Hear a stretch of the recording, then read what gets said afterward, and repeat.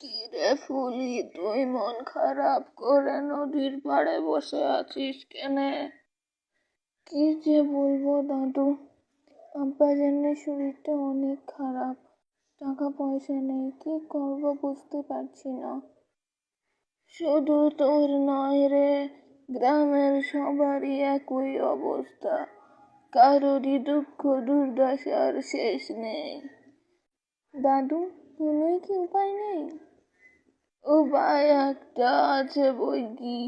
শুনেছিলাম এই গ্রামে একটা জাদুর মণি আছে, সেটা যার হাতে যাবে তার সব ইচ্ছা পূরণ হবে। কিন্তু সেটা পাহাড়ের ওপারে গভীর অরণ্যে লুকোনো। জাদুর মণি? তাহলে কি সব দুঃখ দূর হবে? হ্যাঁ রে মেয়ে, কিন্তু সেটা পাহারা দেয় এক ভয়ানক দানব। অনেকেই গিয়েছিল, কিন্তু কেউ ফিরে আসেনি। আমি যাবো দাদু, মনটা যে আমাকে পেতেই হবে। পরের দিন সকালে ফুলি জাদুর মনের উদ্দেশ্যে রওনা দিল। কি হয়েছে তোমার? তোমার ডানা কাটা কেন? আমি উঠতে পারছি না। এই নাও, এবার তুমি ভালো হয়ে যাবে। তোমার দয়া অসীম, বিপদে পড়লে আমায় ডেকো। কি হয়েছে তোমার? দাঁড়াও, আমি তোমাকে সাহায্য করি। তুমি খুব ভালো মেয়ে, যখন বিপদে পড়বে আমায় ডেকো। আমি ফুলি, জাদুর মণিটা আমার চাই। তিনটি ধাঁধার উত্তর দে, না পারলে আমার কাছে বন্দী হবি। আমি প্রস্তুত। ঠিক আছে। 1 নম্বর, যেটা কাটা যায় না কিন্তু ছোট, সেটা কি? ছায়া। যার মুখ আছে কিন্তু কথা বলে না, সেটা কি?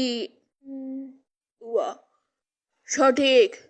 কখনো থামে না, কেবল চলে, সেটা কি? সময়। সঠিক হয়েছে। তুমি বুদ্ধিমতী, কিন্তু শুধু বুদ্ধি থাকলে হবে না, বলও প্রয়োজন। মনি নিতে গেলে তোমায় আমাকে হারাতে হবে।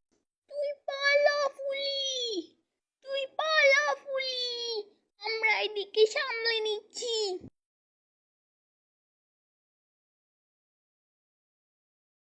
তোমরা খুব ভালো, তোমরা আমার সত্যিকারের বন্ধু। শেষ মুহূর্তে যদি তোমরা আমায় এভাবে সাহায্য না করতে, তাহলে তো আমি বেঁচে ফিরতেই পারতাম না। তোমাদের জন্যই আজ আমি গ্রামের মানুষের সব দুঃখ কষ্ট দূর করতে পেরেছি। তুমি খুব ভালো, বুদ্ধিমতী আর সৎ। আমরা সব সময় ভালো মানুষের পাশে থাকি। তো বন্ধুরা, কি বুঝলে তোমরা? সাহস, দয়া আর বুদ্ধি থাকলে পৃথিবীর যে কোনো বিপদ জয় করা সম্ভব। সব সম্ভব, সব সম্ভব।